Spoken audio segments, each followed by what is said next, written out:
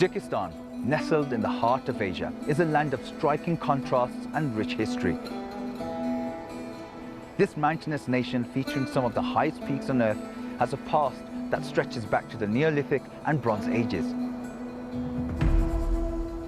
Its mountains and valleys have witnessed the rise and fall of civilizations, empires and dynasties.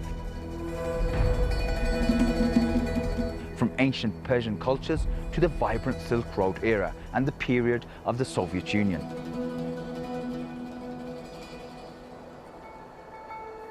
Yet, amidst the sweeping historical changes, one constant remains: Tajikistan's majestic nature.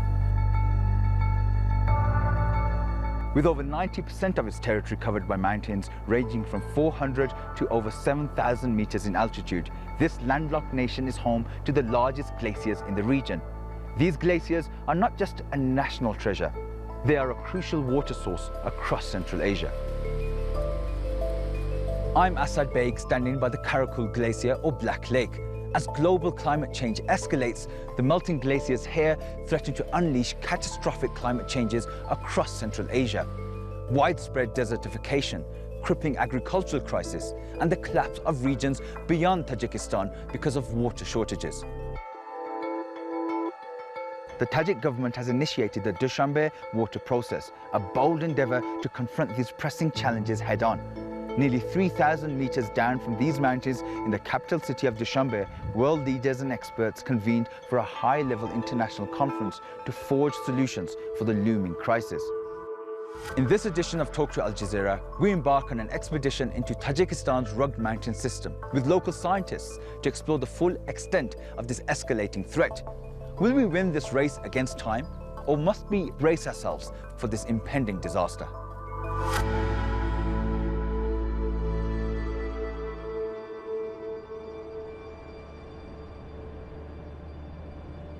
Our journey begins some 5,000 meters above sea level in the Pamir Mountains.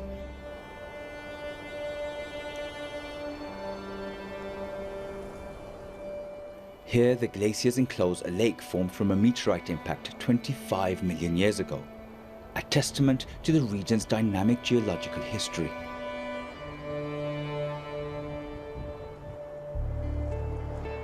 In these valleys, we meet Anwar Buzurukov, a leading geologist and environmentalist.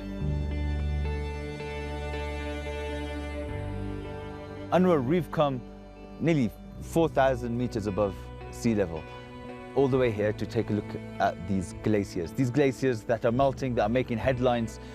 What's going on here? How bad is it? What I can say, first of all, we're right now in a very interesting place. Here, the territory of Tajik National Park. And when the government established the national park, the one of main reason was that this place located a lot of glaciers. And one of them, the biggest one, 74 kilometers long. So as you know, now the big issues in the world is climate change. And in recent years, it's obviously that some of them is shorter and shorter. For example, the longest our glacier was 77 kilometers only 40 years ago. Now it's 74 kilometers. 3 kilometers is disappeared. So of course it's due to climate change and some influence, of course, of human activities, anthropological influence. And right now, right there we see the Karakul glacier, one of the glacier, and the process of melting, there is a more flooding process, more landslides. It's obviously, we can say also, as a representative of non-government organization and geographical society, we're also working in these issues, and we bring youth to participate sometimes in the summer camps, and really watching what happens near to glaciers and what happened with agricultural activities, because it's under the pressure, under the climate change things. You mentioned climate change. Yeah. Is it being exaggerated? These are, some people say that these are cycles that take place around the globe, but how much impact actually are human beings having on what we're seeing here in terms of those glaciers melting?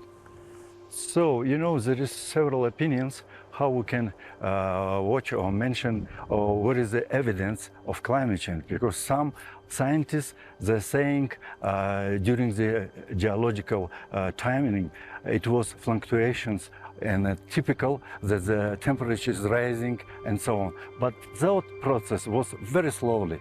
But now the process sometimes very quickly. For example, in this year, it was very rainy season, and we have a lot of bad consequences with landslides, and the weather condition and weather could be not so, now it's more unpredictable, and local people saying about it, they have problem with agricultural cultivation and so on. So, but we can see on the map, on the pictures, on the things, that it's changeable. And these changes, what risk is there, not only to Tajikistan, but Central Asia? What are the risks?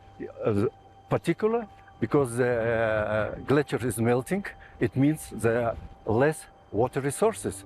And in Tajikistan, as you know, we located almost 60% of water resources.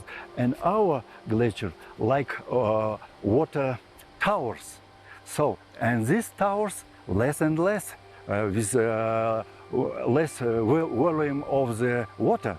And but you know, from our republic, two republics depends. It's Uzbekistan and Turkmenistan. For them, agricultural production is very important. And also weather condition, there is really connection between the global change and global weather condition. So it's very important to keep our glaciers in good condition, but we need common efforts and world efforts to work with scientifically, with technologically way, and so on. You've been working on this issue for decades. Yeah. How worried are you? You're saying that this is a big issue. How concerned are you? Have we gone past the point of no return? Is there still time to, save these glaciers, to save Tajikistan from this crisis? I guess world community not so serious, because who is serious? Scientific, non-governmental organization, and okay, there's talking about the emission and so on, but still we need more efforts. From my point of view, not so many. We have conference, we have expedition, other things, but we need to go up other level. As you know, sometimes we spend trillion for other purposes. Why not spend a little less or half of resources which we waste to other things, which is not so important for us to survive. For humankind, it's more important to work with these issues, with water, lack of water, of course, in Africa and in Asia and so on, and more important to save our water resources, because I guess, and it's obviously this century would be a question of water resources. So countries like Tajikistan, and you mentioned other countries in Africa, yeah, they pollute the least, some of the least emitters of yeah, gases and so forth. Yet you are suffering the consequences. You are at risk the most. And it's these superpowers that are polluting the environment, yet you guys are facing the consequences. yeah. What needs to be done from them, on their behalf? Yes, of course. For example, our glaciers also suffering from the dust, which is goes from the Aral Sea. Before it disappeared, and now 1 million tons of sands goes to up our glaciers. But the Aral Sea located and surrounded by several countries. So, and every country says, yes, we can do, but we have not enough resources, we need more resources. And as you know, we have several superpowers. So, and they have technology, they have financial resource. So this is a question how we should understand more that we are common. We have common problem, we are humankind, and it should be next step. And it seems that UN should play new role. Not only 5 countries as a, they can make veto, but the small countries like Tajikistan and others, they should also have influence to do, to cooperate more with big countries. So I guess in this particular issue, the UN should play more sufficient role. You're talking about the global communities and countries coming together. You've had this conference take place in the capital, Dushanbe. It's the third conference that's taken place here in your country. Yeah. Is it enough? What's being achieved from that water process conference?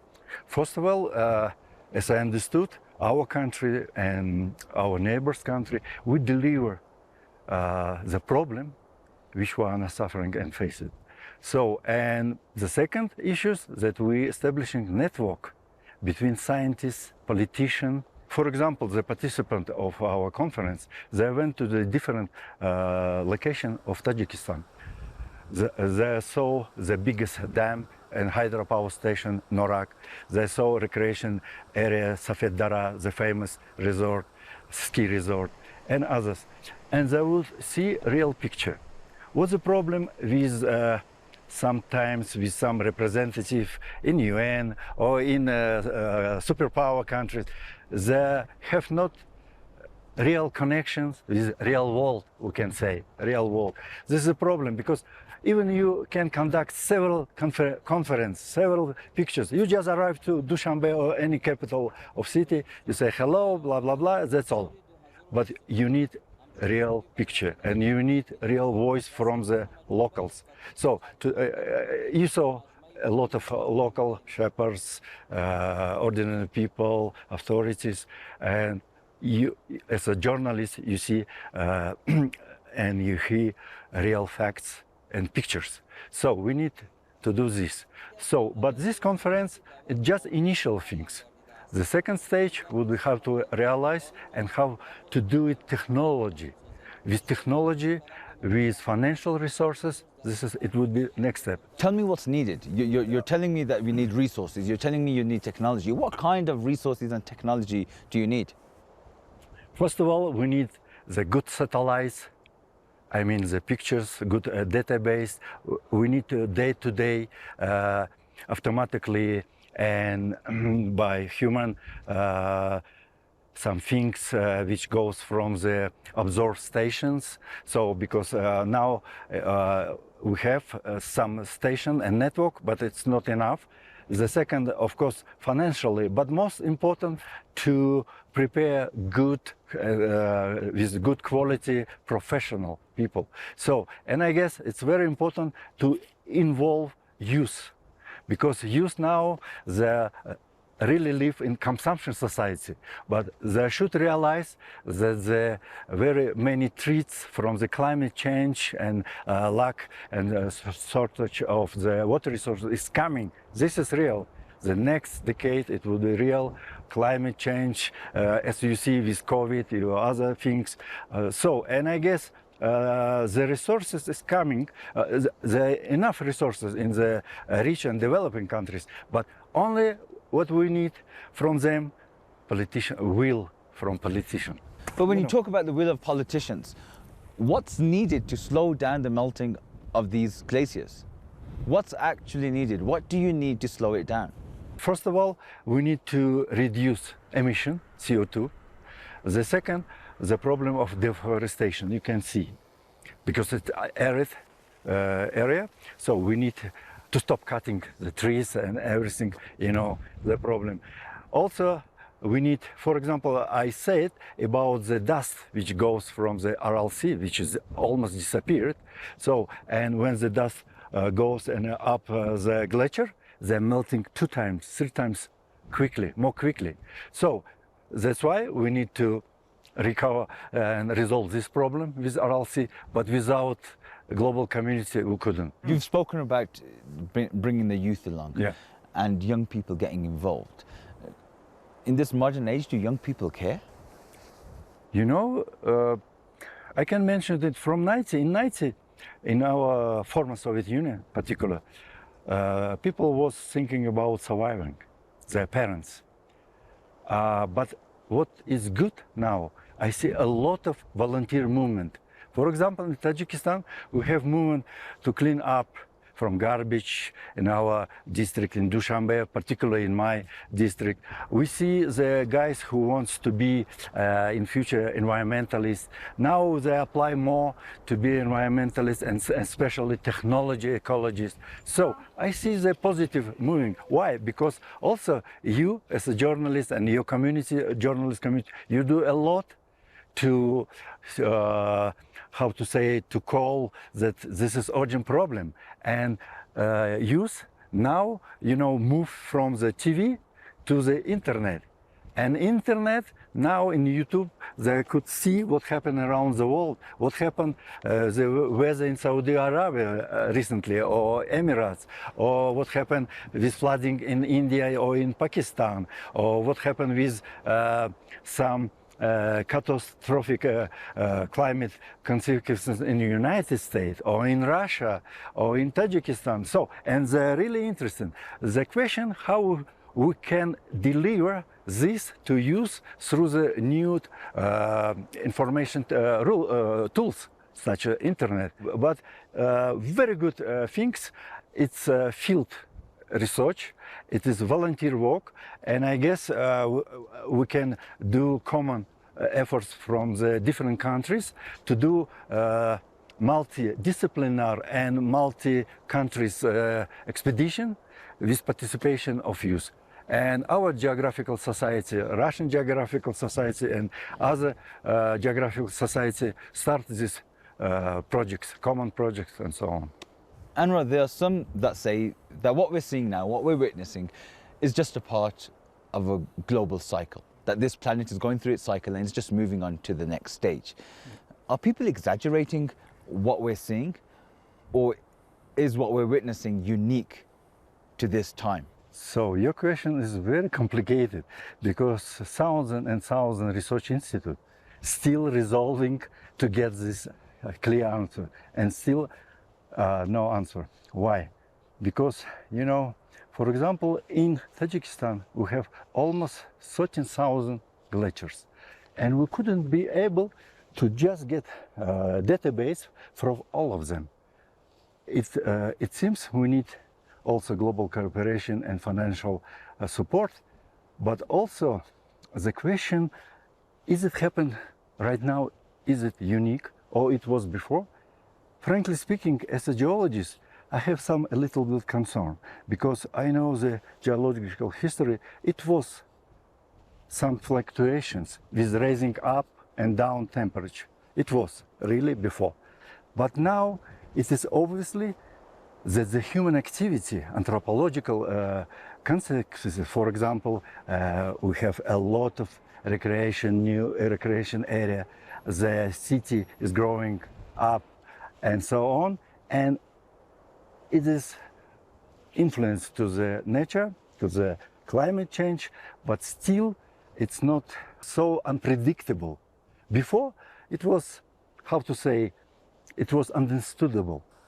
But one of the good things that, for example, in Tajikistan, we have enormous hydropower station capacity. I mean, to produce really green and clear energy. Concerning the construction of new hydropower station and old hydropower station, I will introduce you our leading specialist, Mr. Anwar Hamidov.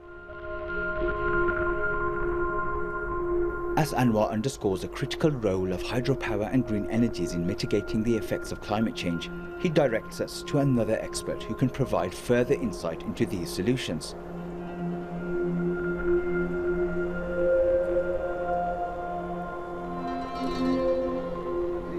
Anwar Hamidov, a geographical scientist, awaits us at the Rogun hydropower plant. With a price tag exceeding $5 billion, this ambitious project represents not just a crucial source of water and hope for Tajikistan, Central Asia's poorest country, but a dam gate open to new opportunities.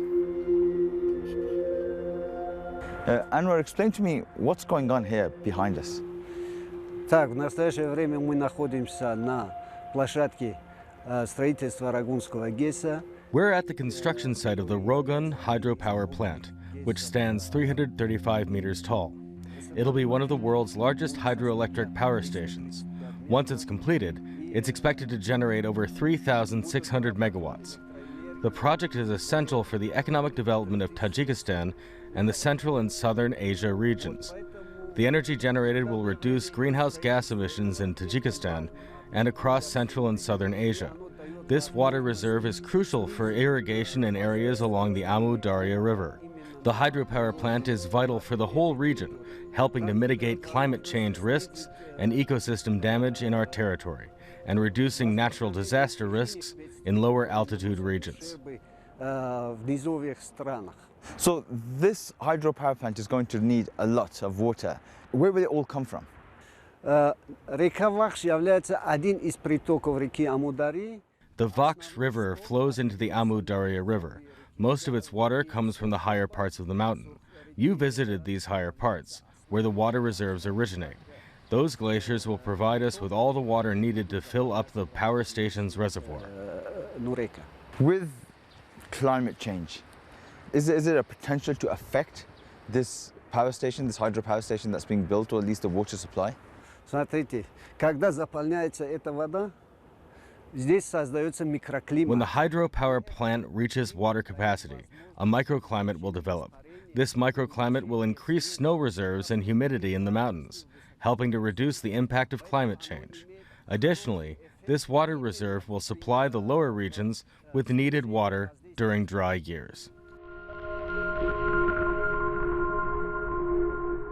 While the Rogun hydropower plant brings hope to Tajikistan, it also brings concerns among neighboring countries. Uzbekistan fears diverting water could damage its agricultural sector.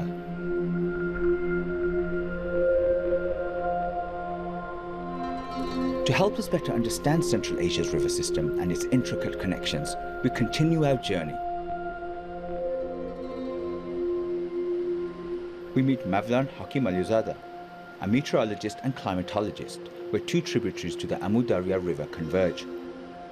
Explain to me where these rivers originate from. Мы сейчас находимся в зоне формирования стока реки Амударья. We're at the source of the Amu Darya River. This river is significant for Tajikistan and other countries like Uzbekistan and Turkmenistan. Climate change has recently impacted the water flow and volume. This river is essential for our region, which relies heavily on agriculture, so we need its water for land irrigation. With decreasing water reserves and a growing population from 24 million in Central Asia in the 1960s to over 75 million now, the situation is problematic. About 85 to 90% of this water is used for irrigation, which is crucial for our food supply and the region. In Central Asia, agriculture is a leading sector in GDP and labour use. A future with declining water reserves will negatively impact Tajikistan and all of Central Asia. Where do these rivers originate from? Мы сейчас находимся на истоках реки Амударья. The Amu Darya River originates here. On one side we have the Kizilsu River that originates in Kyrgyzstan, and on the other the Mukob River originates here in Tajikistan. These two rivers converge to form the Surkob River. Further downstream, other streams join, forming the Vaksh River. This process culminates in the formation of the Amu Darya River. All these rivers are tributaries of the Amu Darya, which flows through Afghanistan, Uzbekistan and Turkmenistan. Other water sources from Iran also join the Amu Darya River. How interconnected is Central Asia because of these rivers? And if there is a change in any of these systems, how does it affect the region? Дело в том, что вода, которая формируется на территории Таджикистана, About 80% of the water in the Amu Darya River originates in Tajikistan. Additionally, about 60% of Central Asia's water reserves, including Kyrgyzstan, Afghanistan, Uzbekistan, Turkmenistan and Kazakhstan, come from here. Agriculture is critical for our countries, and 85 to 90% of this water is used for irrigation. It's imperative to take good care of our water resources because fewer resources will lead to more problems with food supply, irrigation, human consumption and industry. As we spoke to Mavlan, we noticed Hikmuddin Hafizov and his two sons in the background, tending to the herd of sheep by the riverbank.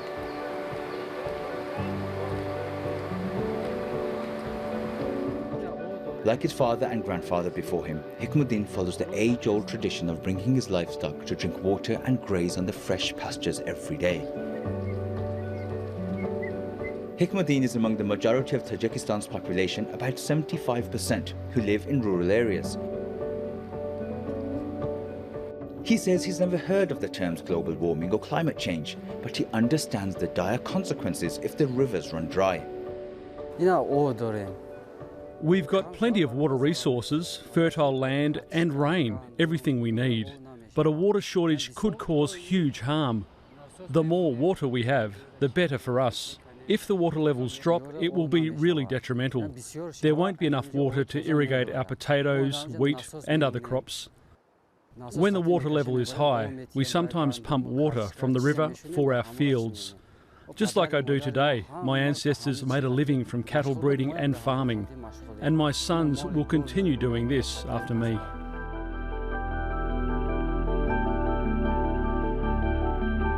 That may be Hikmuddin's hope for the future, but the responsibility of ensuring the rivers keep flowing is not solely for his community to take on, but that of the entire world.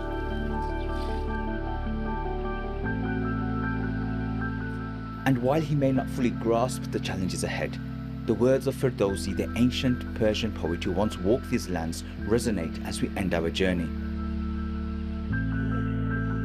How shall a man escape from that which is written? How shall he flee from his destiny?